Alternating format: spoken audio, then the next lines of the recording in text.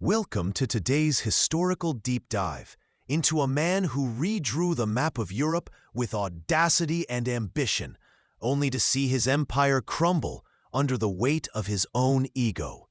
Imagine ruling the world from a small island, only to grasp for the sun and fall back to earth. It's a story that feels less like history and more like a Greek tragedy played out on a grand scale. If you love immersive, real storytelling about ambition and downfall, hit like and subscribe. It helps us more than you know. Drop a comment with your favorite Napoleon quote or the moment that shocked you most. Let's begin and change the way you think about history. You stand on the western bank of the Neman River, June 1812. The air crackles not just with summer heat, but with the raw energy of 500,000 men. This isn't merely an army. It's the Grande Armée, la Grande Armée, a multinational colossus stretching as far as the eye can see. French, Italians, Germans, Poles, Dutch, Swiss, a living tide of ambition and gleaming steel. You, Napoleon, are here, astride your mount, surveying this magnificent, terrifying instrument you have forged. Across the relatively narrow river lies Russia, vast, mysterious, and defiantly aloof. For years, Europe has bent to your will. Kings have been made and unmade at your whim, and the continent trembles at your name. But Tsar Alexander I, once an uneasy ally, now stands opposed. You demanded he adhere strictly to your continental system, crippling his trade with England. He refused. Now you bring the hammer down, a thunderclap across the plains. You are confident, perhaps blindingly so. You envision a swift campaign, a decisive battle near the border, forcing Alexander to the negotiating table, perhaps even dictating terms from Smolensk or Vilnius. You see this colossal force, this magnificent war machine, as invincible, capable of crushing any resistance Russia can muster. This precise moment, as pontoons are laid and the first troops begin to cross, is the high water mark of your military power, the breathtaking culmination of years of relentless effort and strategic brilliance. Yet, it is also the precise moment where the sheer weight of your ambition begins its inexorable pull towards the abyss. The decision to cross this river isn't merely a tactical maneuver.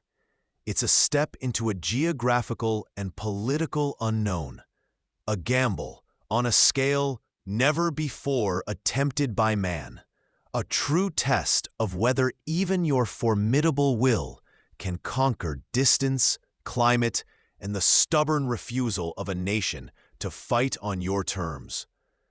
The sun glints off thousands of bayonets, the drums beat a steady, ominous rhythm, and the pontoon bridges groan under the immense weight of men, horses, and cannon. This is the beginning of the end, tragically disguised as unstoppable triumph.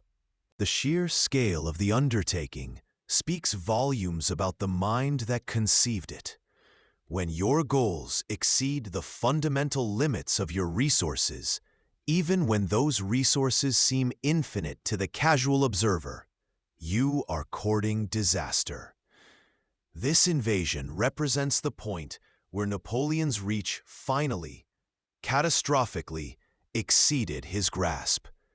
A universal, chilling lesson that even the most powerful must ultimately respect the inherent limitations of the world itself. The takeaway is stark, carved in the snows of Russia.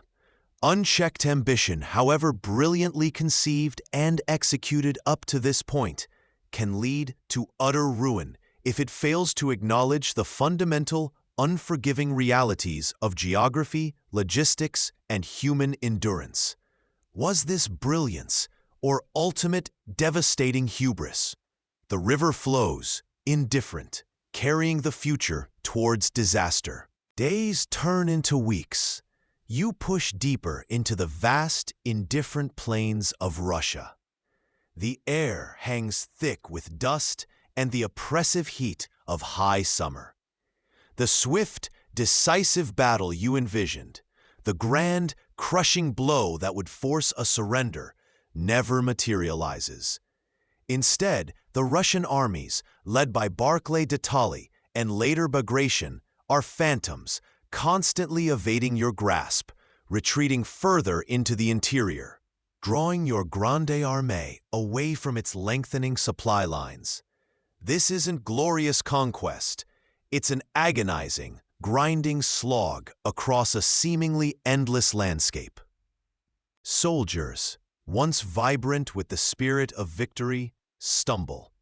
Horses, the engine of your mobility, drop dead from exhaustion, disease, and thirst. Wagons break down or sink into the unforgiving terrain. Water sources are scarce, often little more than stagnant pools or worse, deliberately poisoned. The sheer, crushing difficulty of covering such immense distances under these conditions is a constant, soul-wearying enemy. The vastness of Russia doesn't just challenge your logistics. It actively swallows your army, diluting its strength, its discipline, its very will with every league covered. You feel impatience gnawing at you, a frustration boiling from an enemy who refuses to fight on your terms, who declines to engage in the grand maneuver warfare that has defined your career and secured your legend. You crave the decisive confrontation, the battlefield masterpiece. But the Russians understand something fundamental that you, in your relentless pursuit of a quick victory, seem determined to ignore. Distance is their most potent weapon, and time is their staunchest ally. They are trading space for your strength, sacrificing territory to bleed your resources and extend your vulnerability. Here lies a profound irony, almost tragic in its unfolding. Your genius lay in speed, surprise, and the concentrated application of force at a decisive point. But against an enemy who refuses to have a decisive point in the traditional sense, these strengths become vulnerabilities. Your pursuit accelerates your problems. Your drive for concentration is undone by the sheer scale of the landscape, forcing you to disperse detachments simply to maintain control or forage for survival. This failure to adapt, this insistence on imposing your preferred method rather than recognizing the unique reality of the situation, reveals a surprising rigidity hidden beneath your famous flexibility. Was this strategic stubbornness, or simply the consequence of a lifetime of success, breeding an unwillingness to change? What would you have done, leading over 500,000 souls into this immense, waiting void? The takeaway for any leader, then and now, is stark. Victory requires adapting to the reality on the ground, not just imposing your preferred, proven strategy. Sometimes, the greatest strength is patience, and the most formidable weapon is the landscape itself, wielded by an enemy wise enough to use it. You advance deeper into the vastness, and the landscape begins to scream, not with the clang of steel, but with the silent roar of flames. You encounter villages set ablaze, not by skirmish, but by design. Crops, once promising sustenance, are flattened or charred. Wells, the lifeblood of any army on the march, are poisoned or filled in. The local population, the very people you hoped might provide intelligence, food, or even reluctant labor, have often fled, taking everything of value with them. This is the scorched earth policy, a brutal, devastating reality for an army dependent on foraging. You witness the smoke rising from horizon to horizon, a bitter, visual testament to the enemy's grim resolve. It curls into the sky like black bandages over the wounds of the land. They are willing to destroy their own land, their own homes, rather than let them fall into your hands intact. Every smoldering beam, every withered field is a logistical blow, a fuel shortage for your cavalry, an empty larder for your hungry soldiers. But it is more than just military strategy. It's a profound psychological declaration. It tells you, Napoleon, that this enemy fights not just for territory or glory, but for survival. They will pay any price, inflict any pain upon themselves, if it means denying you sustenance and shelter, bleeding your army dry without ever facing it directly in a decisive battle you crave. You underestimated their willingness to inflict this pain upon themselves to deny you. Every burning village is a silent scream of defiance, a chilling sign that this conflict is fundamentally different from your rapid, decisive European campaigns. This isn't about outmaneuvering an army. It's about breaking the will of a nation entwined with its vast, unforgiving land. True resistance, you begin to see with grim clarity, isn't always found lined up on a battlefield. It's in the spirit and sacrifices of a population determined not to be conquered. You faced an enemy whose resolve was amplified by national identity and existential threat, a force more potent, more enduring than mere military numbers. This wasn't the calculated, almost polite warfare of empires vying for position. It was the desperate, elemental struggle of a people defending their existence against a perceived invader. The takeaway, hammered home by every smoldering ruin, every empty silo, understanding the morale and cultural context of your adversary, is as vital as assessing their military strength. An enemy willing to destroy their own home is an enemy incredibly hard to defeat because their commitment transcends conventional military logic. It is a battle against emptiness, against absence, against a foe who retreats into the very wilderness they then weaponize against you. Ask yourself, was this simple enemy cowardice in refusing pitched battle, or a strategic brilliance rooted in a deeper understanding of their own strengths and your army's fundamental weakness? Perhaps, in seeking to conquer land, you failed to grasp the spirit that inhabited it. You reach Vilnius. The great army floods the streets, a triumphant, hungry torrent. But the definitive clash, the one that breaks the enemy's will, isn't here. You push on. Vitebsk. Another city taken, another strategic point, but not the enemy capitulation you crave. Then Smolensk, scarred by flames, another echo in the emptiness. Each step forward feels significant, yet the true prize, Alexander's surrender, remains elusive. So you pause. You expect it now. Surely, after losing these key cities, after the relentless advance of the Grande Armée, the Tsar will send his envoys. Surely, he understands the futility of further resistance against you. This is the conventional choreography of European warfare. A few brutal battles, the loss of significant territory or an army. Then the white flags appear, and negotiations begin. You dispatch emissaries, subtle hints, clear invitations for a parley. You wait for the familiar script to unfold. But the offers don't come. Instead, silence stretches across the vast, empty plains of Russia. A silence more unnerving than any cannonade. Days bleed into weeks. Your patience, never your most abundant virtue, frays. The army, already weary from forced marches and dwindling supplies in this scorched landscape, rests briefly, then waits with you. The waiting itself becomes a form of tension, a battle against uncertainty. You grow more impatient, more determined to force the issue, to shatter this impenetrable silence with decisive action. You command the army forward again, pushing deeper into the immense, indifferent heart of Russia.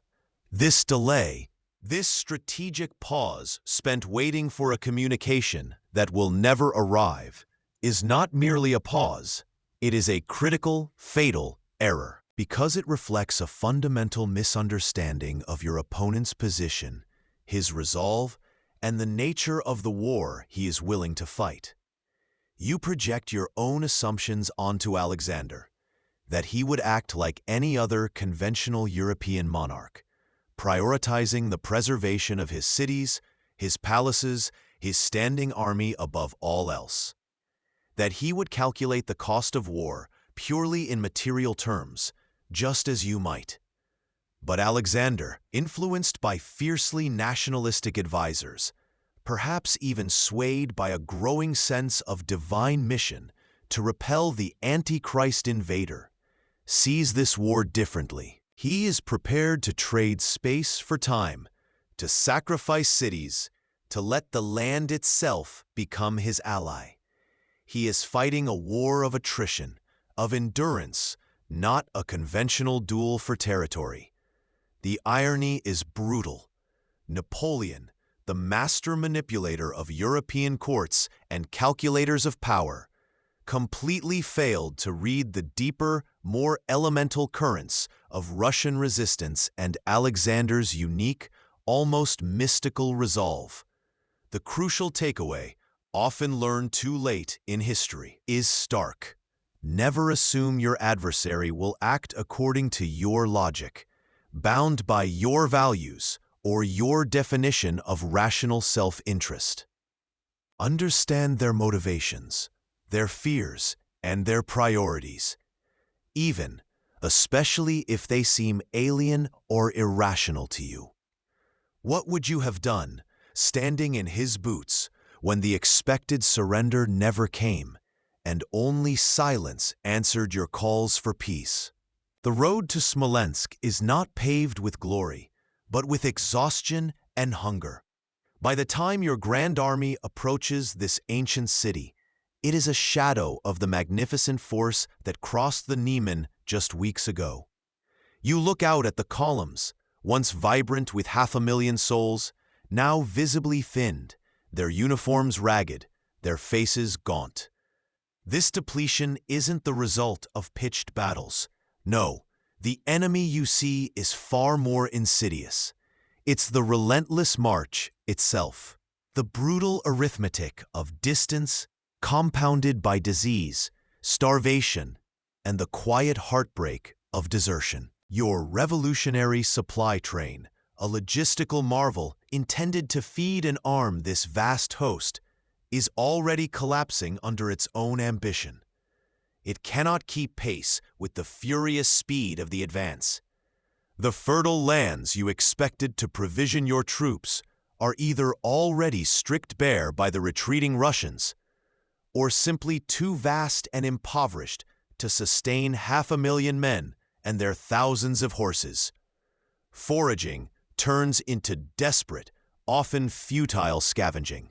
The roads, barely more than tracks, are choked with broken-down wagons and the corpses of fallen horses. The sheer, crushing distance from your bases in Poland becomes a physical weight on every man and beast. You see the hollowed eyes of your veterans, the despair etched into the faces of the raw recruits. The emaciated horses pull carts with failing strength. The detritus of a grand army, discarded equipment, dead animals, abandoned men, litters the route like a morbid trail of breadcrumbs. Yet you press on. You cling to the belief, perhaps born of necessity, that a decisive victory, one grand, shattering battle, will somehow solve these myriad problems, magically replenish your stores, and revive your men's spirits. You choose to ignore the chilling truth. Your army is being systematically weakened before the main confrontation even begins. The true adversary isn't the retreating Russian army you were trained to fight on the battlefield. It is the brutal, indifferent landscape itself, the tyrannical distances, the invisible, deadly agents of disease and hunger, and the fundamental, grinding logistical nightmare of sustaining a nation on the march deep in hostile territory. This is the stark, unforgiving lesson etched into the Smolensk road. Grand strategy, no matter how brilliant, is a fragile thing built on the concrete foundation of functional logistics. Your genius for maneuver, your unparalleled ability to bring overwhelming force to bear at the critical point, is being systematically undermined by the mundane, brutal realities of marching and feeding hundreds of thousands across vast, undeveloped distances in adverse conditions. The undeniable takeaway, the bitter pill of insight, is this: neglecting the fundamental necessities, food, water, shelter, transport, can doom even the most brilliant, the most daring plan. The true backbone of any great undertaking, whether a military campaign or a corporate empire, is a robust, adaptable support infrastructure. Ask yourself, was this relentless forward drive driven by a desperate, intuitive genius gambling against the odds, or was it a fatal blindness, a refusal to see the crumbling foundations beneath the soaring edifice of your ambition? You are on a slight rise, a point of elevated observation near the village of Borodino. Below, a colossal, brutal spectacle unfolds. The air is thick with the acrid smell of black powder and the screams of dying men. It is September 7th, 1812, and the Russians under Kutuzov have finally stood their ground. This is not a maneuver battle. This is a slogging match, a meat grinder on an unprecedented scale. Cannons roar incessantly, tearing gaps in lines of men. Muskets crackle in a continuous, deafening chorus. Cavalry charges are hurled against fortified positions, only to be shattered by point-blank volleys. From your vantage point, you see a vision of hell itself, a chasm opening to swallow tens of thousands in a single day. The sheer density of fire is unlike anything you have ever witnessed. Bodies piling upon bodies in gruesome mounds. Your marshals, veterans of countless campaigns, are agitated. They ride up, dust-caked and urgent, pleading. The Russian center is battered, reeling, but not broken. They implore you to commit the Imperial Guard, your last, pristine reserve, the granite. Commit the Guard, sire. The moment is now, they urge, convinced this final hammer blow will shatter the enemy and win the decisive annihilation you crave. You look at the field, at the unfathomable cost already paid, at the long road back to France should this go wrong. You hesitate. The words fall from your lips, tinged with uncharacteristic caution. I cannot risk my last reserves, so far from France. The battle continues its bloody rhythm, ultimately ending not in a glorious rout, but a grim, tactical draw. The Russians retreat, yes, but their army, though battered, remains largely intact. You claim victory, issue bulletins proclaiming success, but the cost is staggering. Tens of thousands of your finest soldiers lie dead or wounded on that ghastly field. The decisive annihilation, the complete destruction of the enemy army that defined your earlier triumphs, eludes you here. Borodino is a Pyrrhic embrace, a victory that feels like a defeat, a charnel house that serves as a brutal preview of the horrors yet to come. Here lies a critical insight. A victory that decimates your own forces without destroying the enemy's capability to fight is strategically a defeat. Napoleon's caution with the guard at Borodino remains one of the most debated decisions of his career. Was it prudence, recognizing the precarious depth of his position? Or was it a fatal lack of nerve at the decisive moment, born from an unwillingness to risk his personal security and that of his elite troops? The result was an indecisive, blood-soaked clash that crippled his army's offensive capacity without achieving his strategic goal. The takeaway is stark. Winning the battle isn't enough. You must win the war. Understand when a tactical advantage is worth the price, and when preserving your core strength is paramount, even at the cost of a less absolute immediate victory. Ask yourself, did caution cost him the war, or was the cost of victory simply too high already? What would you have done, standing on that rise, witnessing the bloody scythe of Borodino? You ride into Moscow on September 14, 1812, a week after the bloodbath at Borodino. The air should be electric with triumph, a roar of crowds, perhaps the clatter of an official delegation riding out to offer the keys to the city, a formal, ancient symbol of surrender. This is the grand prize, the historic capital, the heart Russia is said to bleed from. You expect ceremony, submission, the bowing of boyar heads. Instead, silence. It's a silence that feels wrong, heavy, like the city is holding its breath, or maybe already dead. Streets that should pulse with hundreds of thousands are eerily empty. Shops are shuttered, windows dark. A ghost city. Where is the population? Where are the officials? You have conquered a capital, one of the oldest and grandest in Europe, and it has simply evaporated. Following the scorched earth orders of Governor Rastapachin, the vast majority have fled, taking their valuables, their food stores, everything but the bare, silent stone. You establish headquarters within the Kremlin walls, the ancient fortress, a magnificent shell of power. But even here, the weight of the emptiness presses down. This isn't the glorious capstone to your campaign you envisioned. This isn't Rome after a triumphant procession. It's a hollow stage where the actors have refused to perform the surrender scene. The silence is louder, more unsettling than any defiant roar or desperate resistance could ever be.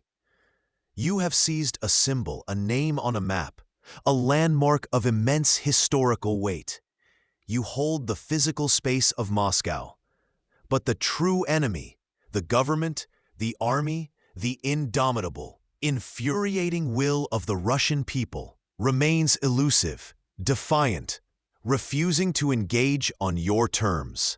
They have given you the city, yes, but only by abandoning it, turning your strategic objective into a tactical trap. It's a victory that feels less like conquest and more like being handed a magnificent, empty box. Here is a stark truth, laid bare in the silent streets. Symbols of power are meaningless without the underlying reality they claim to represent. Taking a capital city, no matter how grand, guarantees nothing if the true source of resistance, the enemy's capability and their refusal to yield, remains intact, or worse, uses the very act of capture against you. This isn't the surrender of Russia. It is Russia refusing to be defined by its capital, choosing self-abandonment over bending the knee. It's tragic irony. You have the keys, but the house is empty and the door is locked from the inside. Ask yourself, Was this a strategic oversight born of European assumptions about capital cities? Or the first chilling sign that your understanding of Russia's will was fatally flawed?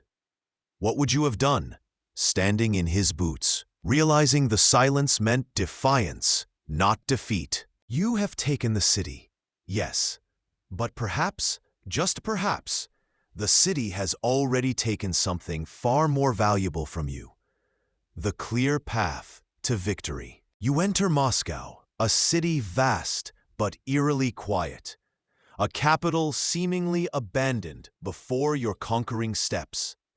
The air hangs heavy, not with the celebration of victory you anticipated, but with a strange, foreboding silence. You expect requisitions, shelter, a warm place to finally consolidate your gains and force the Tsar's hand. But as night falls after your arrival, the city begins to glow, not with welcoming lights, but with errant flames. Small at first, scattered like errant sparks. Then they begin to dance, to grow, fueled by a relentless wind that seems to have been waiting just for this moment. Moscow, built largely of wood, becomes a tinderbox. Within days, the city is no longer a potential prize, but an inferno. The sky above is a constant, terrifying orange. Smoke chokes the air, thick and acrid. The heat is unimaginable, a furnace consuming everything you had hoped to claim. This is not accidental. This is the calculated, brutal decision of Governor Rastopin, a desperate act of defiance. He has ordered the city torched, likely aided by remaining inhabitants and even released criminals, ensuring nothing of value survives for the invader. Your soldiers scramble, fighting the fire with the same desperation they used against the Russian lines. But it's a losing battle against an enemy willing to destroy its own heartland. Supplies you desperately needed vanish in smoke and ash. The palatial buildings and humble homes that could have offered shelter from the coming cold are reduced to smoldering ruins. The psychological blow is immense. You stand in the center of a conquered capital, yet you possess only its smoking carcass. This is scorched earth on a scale previously unimaginable, a final brutal act of self-immolation by an enemy who understands that a ruined capital is strategically better than a functional one in your hands. Winter is on the horizon, a white, unforgiving enemy, and you are stranded in this self-made funeral pyre with no sign of surrender from the Tsar. Only the biting wind whistling through burned-out shells. The chilling insight here, the one that should haunt your strategic mind, is the depth of an opponent's willingness to suffer and destroy when cornered. Rostopchin's decision to burn Moscow was a horrific sacrifice for the Russian people, a true act of national agony. Yet, strategically, it was devastatingly effective against you, denying you the very resources and sanctuary you needed to survive the winter and consolidate your victory. This was not just burning a city, it was burning your lifeline. Ask yourself now, standing amidst the ruins, what would you do when your enemy chooses destruction over capitulation? When their willingness to endure immense self-inflicted harm becomes their most powerful weapon? Was this Russian barbarity, or a desperate, brilliant move born of necessity? It's a brutal lesson delivered in fire. Understand the absolute limits your opponent is willing to cross, because they might just be willing to burn down their own world if it means taking yours with it. The smoldering ruins surround you. Moscow, your prize, is now just ash and twisted metal. You stand among the wreckage, the acrid smell of burnt wood and despair filling the air. The Grand Army, what remains of it, idles here, amidst the destruction it wrought but did not control. You achieved the objective. You took the city. But the expected surrender, the white dove of peace you anticipated fluttering from the Tsar's hand, never arrives. Day bleeds into night, then into another day. Weeks turn into a month. You wait. Messages are dispatched to Tsar Alexander, appeals, demands, veiled threats, offers of peace, anything to force a response. Surely, the loss of his ancient sacred capital must break his will? You pace the ruins, a monarch without a throne, a conqueror without terms of surrender. The silence is deafening. It's not just the absence of a reply. It's the chilling realization that time, the ally you thought you commanded, has abandoned you. Unknown to you, advised by shrewd men like Kutuzov and others who understand the brutal mathematics of this vast land, Tsar Alexander is playing a different game. A patient, brutal game dictated by the scale of Russia and the coming winter. They know you cannot sustain your army indefinitely in this wasteland. They will not negotiate while a single foreign soldier stands on Russian soil. Their strategy is simple, ancient, and devastatingly effective. Wait. Let the environment, the distance, and the cold do what armies could not. Your army, the instrument of your will, begins to fray. Morale plummets, supplies dwindle, scavenged from the ruins or arriving erratically over impossible distances across collapsing logistics chains. Discipline erodes. The soldiers who marched across Europe with such confidence are now idle, freezing, and increasingly desperate. Their strength ebbs with each passing day you linger. This prolonged wait, this refusal to acknowledge the fundamental shift in the game, that taking Moscow did not yield peace, is perhaps your most profound miscalculation. Here, in the charred heart of Russia, lies a crucial lesson inscribed in ash and ice. Prolonged inaction in a situation that is rapidly deteriorating is not neutrality. It is a fatal decision. You clung to a false premise that possessing Moscow guaranteed negotiations and allowed the very environment you conquered to become your undoing. Your strategic pause, intended to leverage victory, instead bled your army dry and gave Russia the time it desperately needed.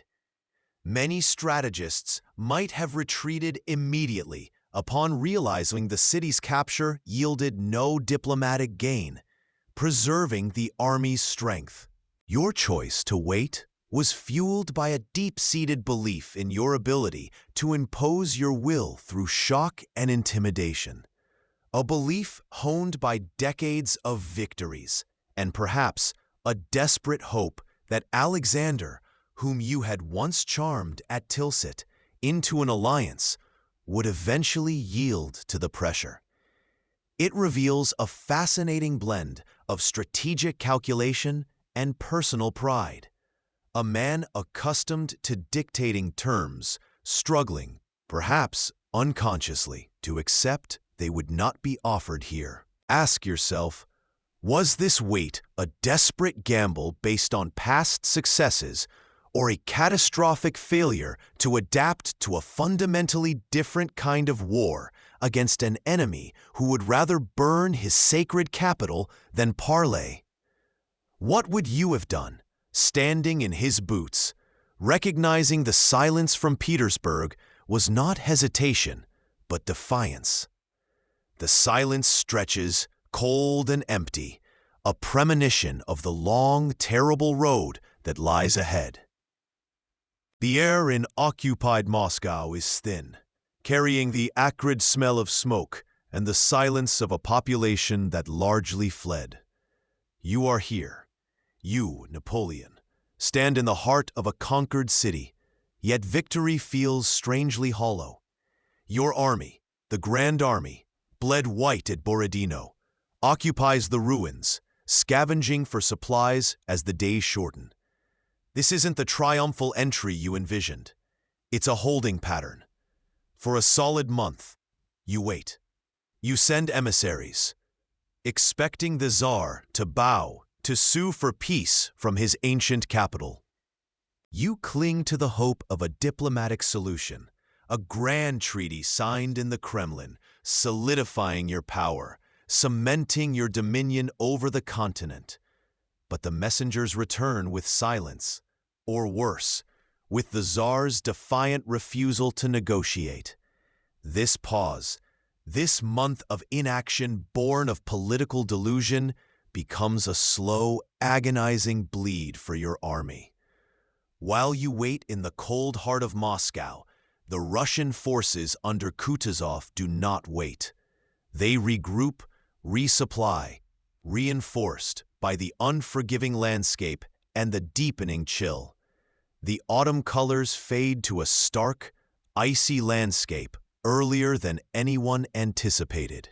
Every passing day in this desolate, burning city saps the strength, the morale, the very life from your soldiers. Horses die from lack of forage. Men succumb to sickness and the gnawing realization that they are trapped thousands of miles from home. The strategic window for a manageable retreat, while the roads were still clear and the weather merely cold, slams shut. When you finally issue the order to withdraw on October 19th, it is not the decisive strategic movement of a brilliant commander, but the desperate scramble of a man finally forced to face reality. You try to find a different path, a southern route away from the scorched earth you traveled to get here, hoping to find untouched lands and supplies. But Kutuzov anticipates this. He blocks your path at Maloyoroslavets in a brutal, confused battle that turns the town into a charnel house. The cost of pushing through is too high. You are forced back onto the very road you devastated on your advance. The Smolensk road, now a frozen, barren track littered with the corpses of those who came before. This single month in Moscow, this catastrophic delay, wasn't a military miscalculation in the traditional sense. It was a paralysis born of political pride and an inability to accept defeat. It highlights the chilling danger of allowing ego or wishful thinking to override objective reality. You conquered a city only for the act of holding it to shatter the instrument of your power. It is perhaps history's cruelest irony that the moment of your physical triumph contained the seeds of your most profound strategic failure.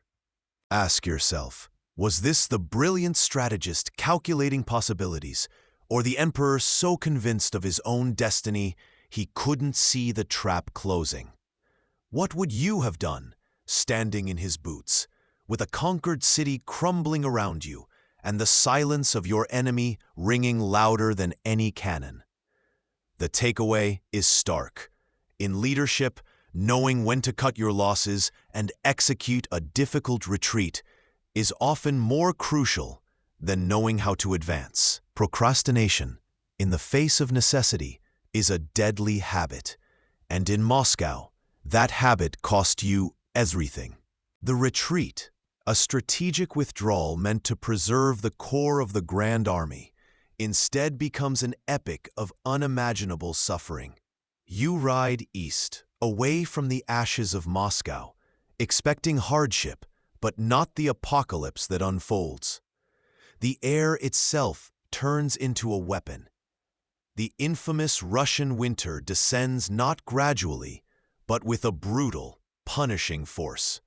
First, the biting wind, then the snow, then the deep, crippling cold that seeps into bone and soul. Blizzards sweep across the featureless plains, disorienting, burying the path, and stealing breath. Ice coats everything. Roads, beards, abandoned standards. The once proud Grand Army disintegrates. The finely tuned machine of empire melts away under the relentless assault of frost and hunger. It becomes a frozen, starving, disorganized mob, driven only by the primal urge for warmth and a crust of bread. You see men freeze in their sleep, huddled together for warmth that ultimately fails them.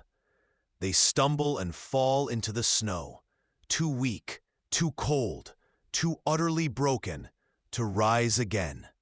Their final moments, a silent plea lost in the wind.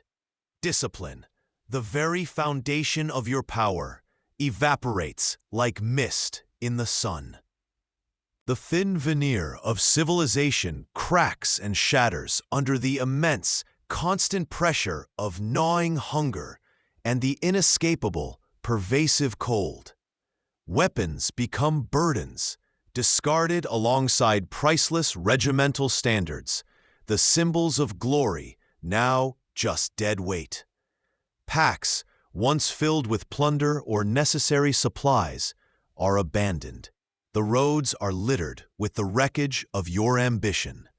Muskets half buried in drifts, broken wagons. Shattered artillery pieces left behind as their horses die by the thousands. These abandoned remnants of a conquering force become macabre signposts, obstacles that further impede the desperate march. Each frozen cannon is a silent indictment, each fallen horse a monument to logistical failure. You ride amidst this wreckage, a ghostly presence on your horse, surrounded by your relatively well-preserved guard. You are shielded from the worst by their loyalty and discipline, a small, warm island in this sea of ice and death. But you see it all. You see the hollow eyes, the blackened limbs, the ragged figures wrapped in anything they can find. Blankets, furs, stolen tapestries. This isn't warfare against an army. This is a death march on an unimaginable scale, a migration of specters through a white hellscape. The environment has become the ultimate, unbeatable enemy, an indifferent titan grinding your forces into dust with slow, relentless cruelty. Here is a stark truth. Nature is an indifferent, unstoppable force that respects no rank, no title, and certainly no human ambition. Your failure, or perhaps your hubris, was not just in invading Russia, but in delaying the retreat until the general winter could muster its forces. Was it calculated risk, or simply underestimating the one enemy you couldn't outmaneuver or demoralize? You had conquered nations, redrawn maps, overthrown ancient regimes, but you could not command the falling snow or bargain with the biting wind. This wasn't a complex strategic puzzle or a test of wills against a rival general. This was a brutal demonstration of natural limits, ignoring the power of the environment, failing to account adequately for its potential to disrupt human endeavors. Isn't strength. It's a profound, almost childish ignorance of reality. The retreat from Moscow became the horrifying consequence of believing that your will could overcome the fundamental physics of cold and distance. What would you have done, faced with the horrifying certainty that the sky and the ground were now your most formidable foes, and there was no parley, no negotiation, only survival or extinction? Ignoring natural limits is a sure, if often delayed, path to catastrophic failure. The frigid air bites, carrying the scent of ice and fear. You stand on the frozen banks of the Berezina, the river a gray, menacing barrier. Behind you, the remnants of the Grand Army shuffle forward, a spectral host pursued by vengeful shadows, Russian armies closing in from every angle. This is the trap, sprung with brutal precision. The only way out is across this treacherous water. Your engineers, the legendary Pontoneers led by General Eble, work with almost superhuman speed and skill. In the face of overwhelming odds, with numb fingers and frozen tools, they construct 2 pontoon bridges from salvaged timber under constant harassing fire. It is a miracle of ingenuity and sheer grit, a testament to what specialized skill can achieve even at the edge of the abyss. But the miracle is quickly swallowed by pandemonium. As the first bridge is completed, a desperate, uncontrollable wave of humanity surges forward. Not just soldiers, but thousands of camp followers, women, children, merchants, who have clung to the army's fringes. Order dissolves instantly. It becomes a stampede towards survival. Artillery rounds rain down from the bluffs, tearing through the packed ranks on the banks and the fragile structures themselves. Bridges buckle, sections collapse, overloaded rafts capsize in the freezing current. The screams of the dying, the thunder of cannons, the cracking of ice underfoot, the horrifying sound of human bodies crushing human bodies blend into a symphony of hell. Soldiers, stripped of discipline, fight each other for a place on the narrow planks. They push, shove, trample the weak, their comrades moments before, now just obstacles in the desperate flight.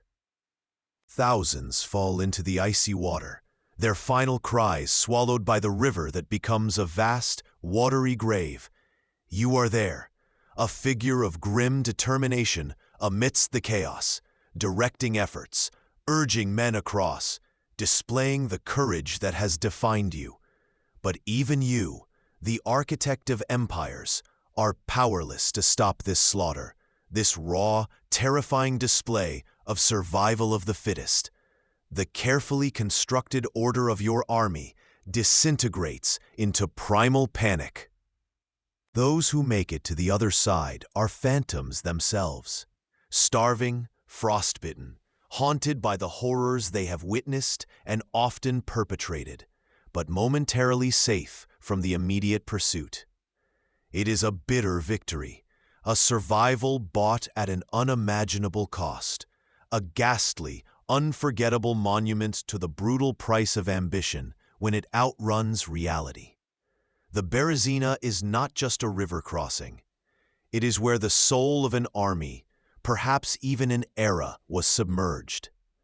Ask yourself, what does it mean to lead when order collapses, when courage and ingenuity coexist with utter depravity? What would you have sacrificed to cross that bridge?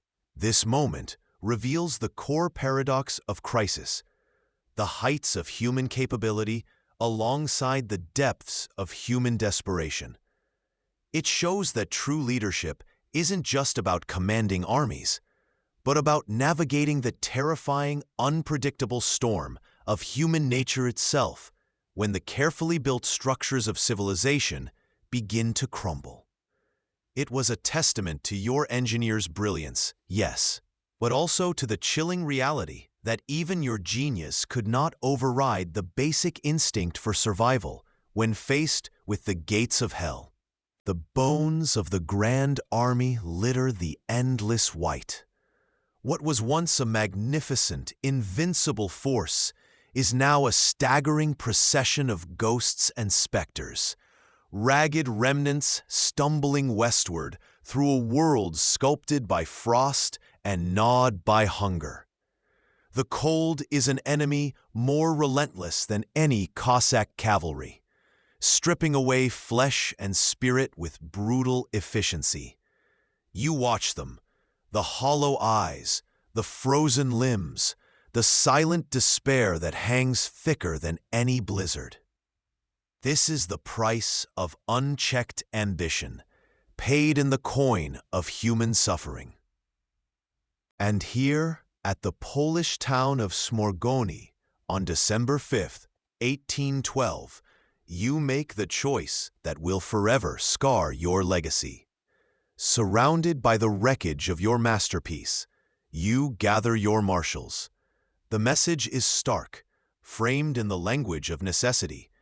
Command is transferred to Murat, the King of Naples, a cavalryman, utterly unsuited for leading this broken infantry. Your stated purpose, a swift return to Paris. You must raise a new army, you argue. Secure the throne against whispers of plot and coup. France needs its emperor, not a commander frozen with his men. There is a cold, undeniable logic to this decision. France's survival, the very source of your power, is paramount. Without a new army, without stability at home, the entire edifice crumbles. It is the ultimate pragmatic calculation. Sacrifice the dying pieces to save the board. But as you bundle yourself into a sleigh, leaving the groaning mass of loyalty and misery behind, with a small, swift escort, the optics are damning. You leave them to the wolves of winter and war.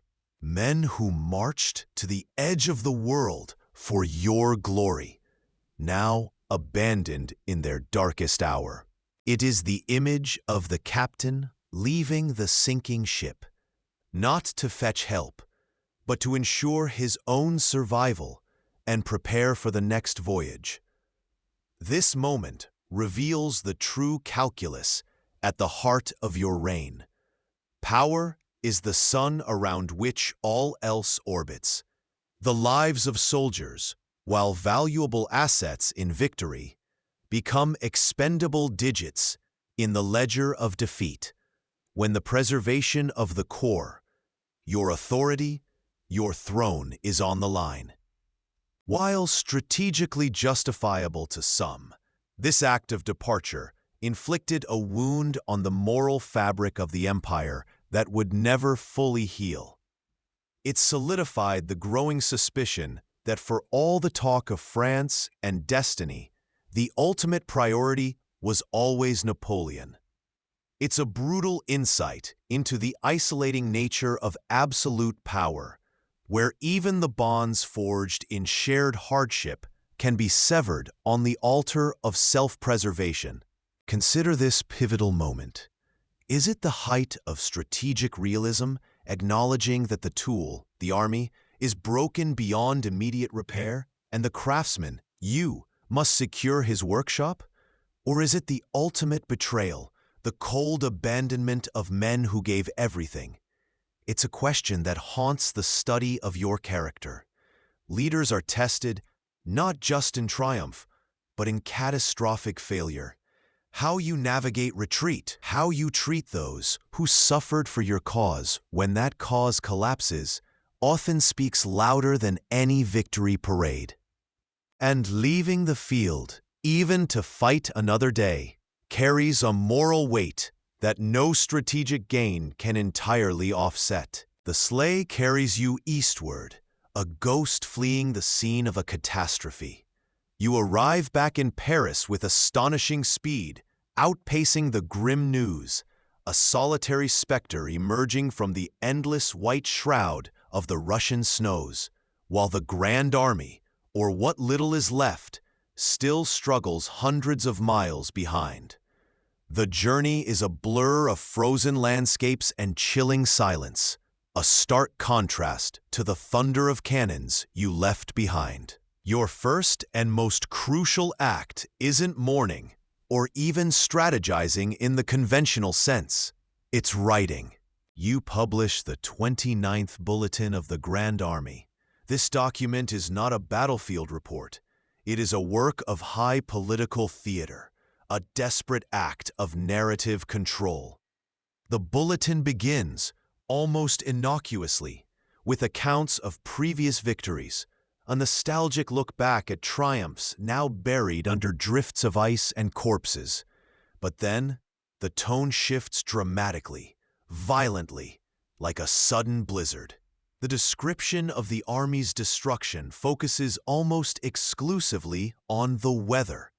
It details the devastating impact of the extreme Russian winter, the sudden drops in temperature, the frozen supply lines, the sheer unrelenting cold.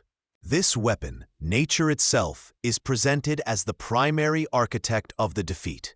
Strategic errors, logistical failures, the overstretched lines, the lack of preparation for the brutal climate. These are glossed over, minimized, buried beneath drifts of prose blaming the rigors of the season. While acknowledging heavy losses, it's impossible to hide them entirely. The bulletin carefully downplays the true horrific scale of the catastrophe. The near annihilation of an army that had marched into Russia dreaming of empire and plunder. This is propaganda at its most audacious. Damage control executed with chilling precision. You immediately set about raising a new army, calling up every available conscript, squeezing the last drops of manpower from an already weary nation. You leverage the still potent, though now trembling, myth of your invincibility, the legend that had carried you from Toulon to Tilsit. Most of Europe is stunned by the magnitude of the disaster. The reports filtering in from the remnants are horrifying, painting a picture far starker than your bulletin. Yet, you project an iron confidence, your gaze fixed firmly on the future, on the next campaign, on rebuilding the edifice that has just crumbled. The truth, the raw, freezing, bloody truth, is distorted, reframed not as a failure of leadership or planning, but as an unavoidable natural disaster. Leaders in crisis often resort to shaping or outright distorting the truth to maintain control and protect their image. Napoleon's 29th Bulletin is a classic, cynical example of blaming external, uncontrollable factors.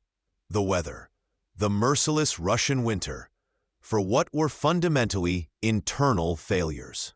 Flaws in planning, logistics, strategic hubris. The takeaway is stark and timeless. Be profoundly wary of narratives that oversimplify complex failures or scapegoat uncontrollable forces like fate or nature. True accountability, the kind that builds trust and allows for genuine learning, requires confronting the difficult, often painful truths about one's own decisions, missteps, and limitations. It's easier to blame the storm than admit you built the ship poorly. Ask yourself, how often do we, even today, see leaders point to the economy, external forces, or simply bad luck when their own choices led to disaster? What would you have done, standing in his boots, the architect of ruin? Would you have dared to tell the full, unvarnished truth, or reached for the pen to craft a more convenient reality? The scattered remnants return. The Grande Armée, that magnificent engine of conquest that had rolled across Europe, is broken, frozen, and defeated not by armies, but by the unforgiving vastness and the brutal Russian winter. Hundreds of thousands are gone, swallowed by the snows, captured, or left as starving specters haunting the endless white. This isn't just a military setback. It's an earthquake that rips through the foundations of your empire. The sheer, staggering scale of the loss sends a shockwave across every court, every capital. The aura of invincibility, that psychological weapon more potent than any cannon, shatters like ice under a hammer blow. Suddenly, nations that had bent the knee out of fear, nations that had cowered in the shadow of your eagles, raise their heads. They see not the unstoppable force, but the wounded colossus, bleeding manpower and prestige onto the frozen plains. Prussia, a reluctant ally forced into your orbit after Jena, is the first domino to fall. Seeing your weakness, feeling the pull of Russian power, she defects. A treaty signed in secret, then openly declared, Prussia joins forces with the Tsar. It's a stinging betrayal, a harsh lesson in alliances built on coercion rather than loyalty. Then comes Austria. Your ally by marriage, the mother of your son, begins to subtly, then overtly, distance herself. Metternich, the arch-strategist, watches the changing winds and maneuvers Vienna away from the sinking ship. That dynastic link, meant to solidify your position, proves fragile against the brutal logic of power politics. And England, your eternal, seafaring nemesis across the Channel. She redoubles her efforts, pouring gold and resources into supporting the continental powers, fanning the flames of resistance. You can raise new armies, yes. France is vast. Her population loyal, mostly, her potential manpower significant. But these are not the veterans of Austerlitz or Jena, the hardened core of the Grande Armée who had marched and fought and won across a decade. These are young conscripts, boys barely shaving, led by officers who survived Russia but are haunted by the ghosts of their lost comrades. They lack the experience, the discipline, the unwavering confidence that defined the old guard. The quality has fundamentally diminished. The balance of power has irrevocably shifted. This catastrophe in Russia was not merely a battle lost. It was the strategic undoing, the revelation of vulnerability that triggered the cascade. Ask yourself, when your power was absolute, did you build bonds of respect or merely enforce obedience?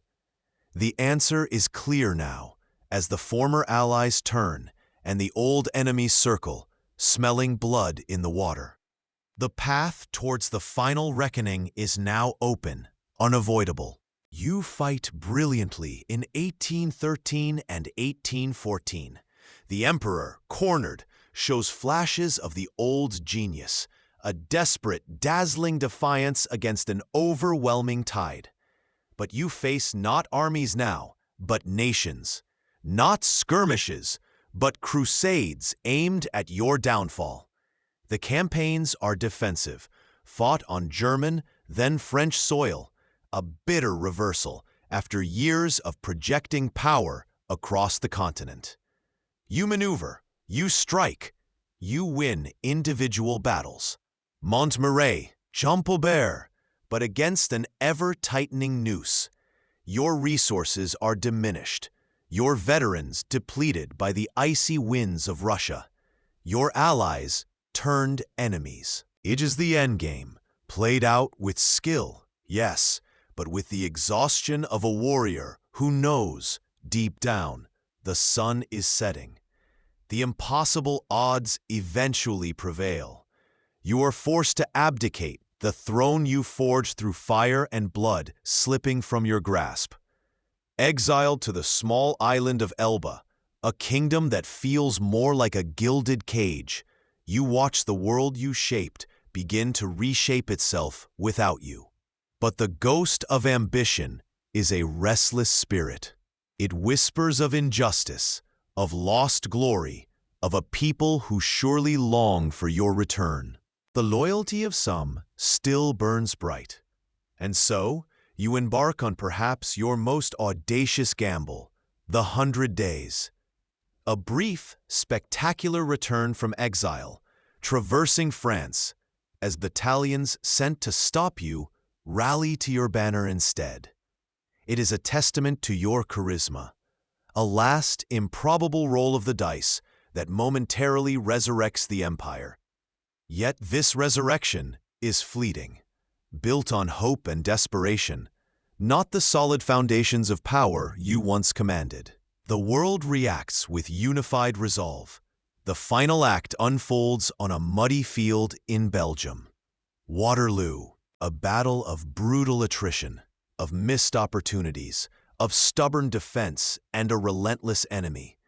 It ends definitively, the sun setting not just on a battle, but on an era. The emperor is vanquished, His final gamble lost. Exile this time is absolute.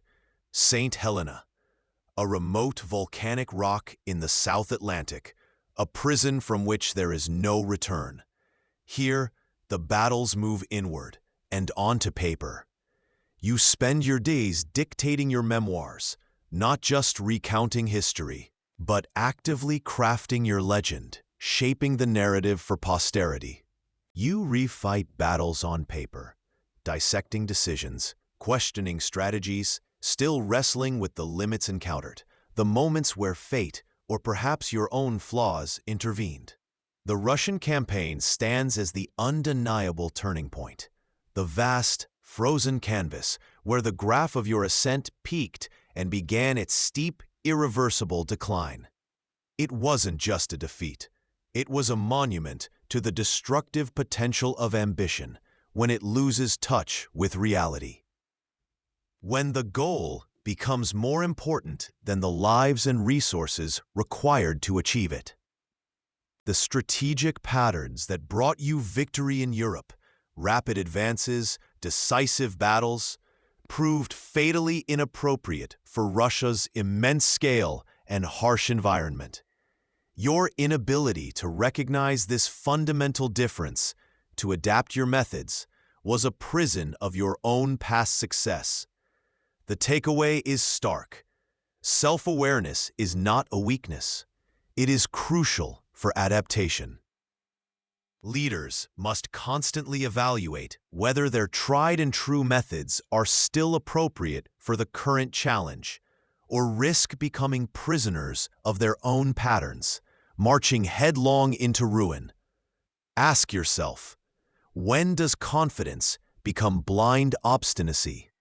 And how do you know when the map of the past no longer matches the territory of the present? Stand back now from the frozen plains of 1812. You look past the tattered uniforms, the dropped muskets swallowed by drifts, the endless, unforgiving white. What truly confronts you here? It is not merely a military defeat played out on an epic scale. You witness the collision of an immense capability, a will forged to bend continents, undone not by the tactical brilliance of a single general or the superior might of a conventional army, but by something far more fundamental, the relentless, unyielding reality of distance, climate, and logistics. This is the turning point where Napoleon's genius, unchecked by prudence and blinded by its own success, veers sharply into self-destruction. You see, the Grande Armée, once the seemingly invincible engine of European dominance, reduced to a spectral procession. The frozen corpses strewn along the road to Smolensk, silent testaments to a forced march against an enemy that wasn't even there. The drowning, desperate chaos at the Berezina crossing, where loyalty and discipline dissolved into primal survival against the biting current and the encroaching ice. The skeletal, ghost-like figures stumbling across the Polish border. These are not just casualties of winter's brutality. They are the direct, horrifying cost of a magnificent mind that had come to believe it could command the very elements, that distance and defiance could be simply wished away by the sheer force of his will. Consider the chilling irony. The man who mastered the battlefield, who could outmaneuver emperors and reshape nations with cunning and speed, was ultimately brought low by forces he couldn't negotiate with, couldn't defeat in open battle.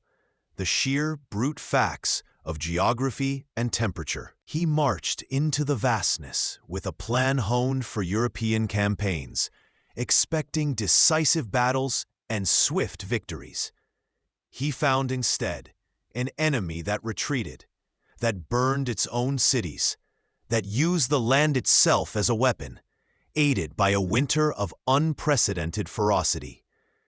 Was there a moment, you must wonder, deep in that crushing retreat, when he finally grasped the terrifying humility demanded by nature, a force utterly indifferent to marshal's ranks or imperial decrees. It's a stark, deeply uncomfortable insight. The greatest strategies are fragile things when pitted against the simple, unyielding rock of fundamental reality. This turning point in Napoleon's life, the disastrous retreat from Moscow, is more than just a chapter in military history.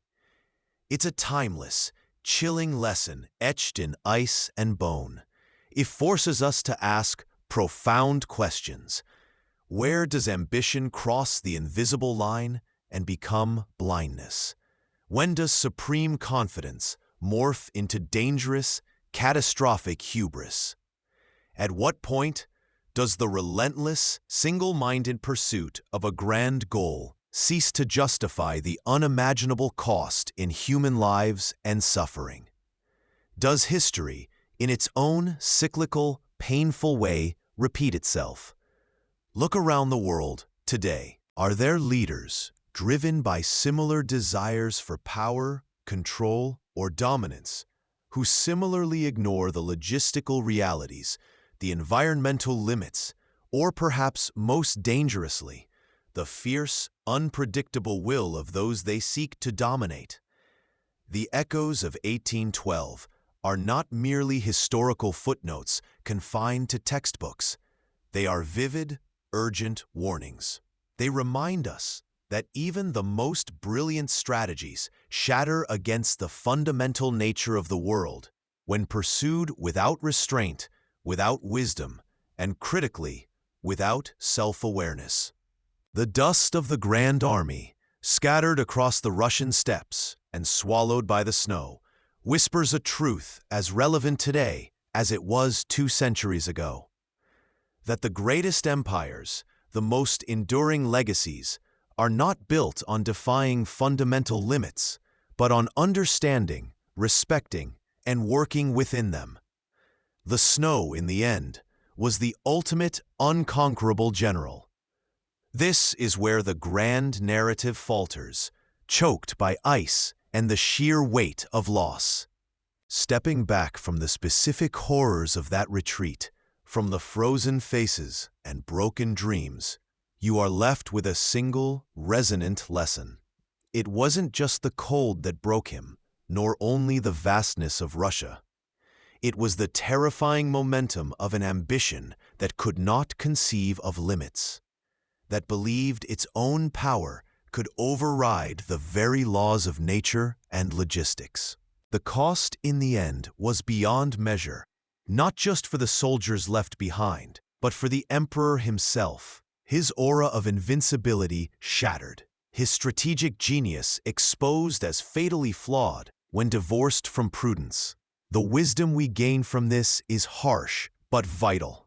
The most dangerous adversary is often the one we find within ourselves, the part that whispers invincibility and drowns out the quiet counsel of reality. Studying 1812 honestly teaches us the profound humility required when wielding great power, the absolute necessity of acknowledging constraints, whether they are geographic, human, or elemental. It's a stark reminder that true strength isn't found in believing you can command the snow, but in understanding the force of the hand that scatters it. In the end, it wasn't the battlefield that defeated him. It was believing he couldn't lose to anything but himself.